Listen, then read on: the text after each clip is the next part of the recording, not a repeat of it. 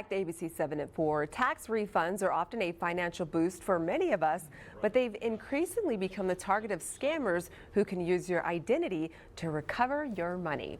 And joining us now is Special Agent Jeanette Harper. Thank you so much for joining us. Thanks for having me. All right, well, tax scams reappear each tax season with a slightly different spin. So can you talk to us about the two types of impersonation scams? So we see two versions. One is the IRS agent. Says you owe back taxes and pressures you into paying with a prepaid debit card or cryptocurrency or a wire transfer. And if you don't pay them, then they threaten you with an arrest and fines. So the other version that we see are scammers claim they are issuing you a tax refund and ask you for some personal information to send your refund to you. This information can be later used for identity theft. And scammers also use this approach to target college students by claiming a federal student tax has not been paid. Yeah, that's not fun. Well, there is another scam to look out for, and that is called tax identity theft. So can you talk to us about protecting our identity?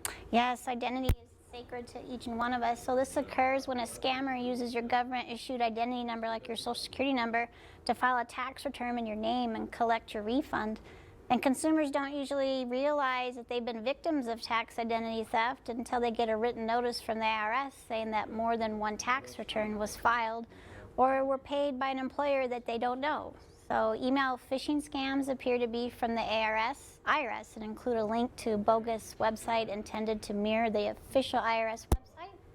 And these emails state you're up to date, your IRS email, e-file immediately. The emails sometimes mention USA.gov or IRS.gov without a dot between IRS and gov. Yeah, got to pay attention to that. So can you also talk to us about the new mailing scam that kind of tricks victims into believing they are owed a tax refund? Yeah, so in this scam, taxpayers receive a cardboard envelope from a delivery service, which includes a fake letter from the IRS about an unclaimed refund and ask for personal and financial information that scammers could use. So lastly, avoid unethical tax return preparers, known as ghost preparers. A ghost preparer is someone who doesn't sign tax returns they prepare. Not signing a tax return is a red flag that the paid preparer may be looking to make some quick profit by promising a big refund or charging fees based on the size of your refund. Okay, well, Agent Harper, do you have any final tips to help us avoid these scams? Yes, so remember the IRS does not initiate contact with taxpayers by email, text message, or social media to request personal financial information.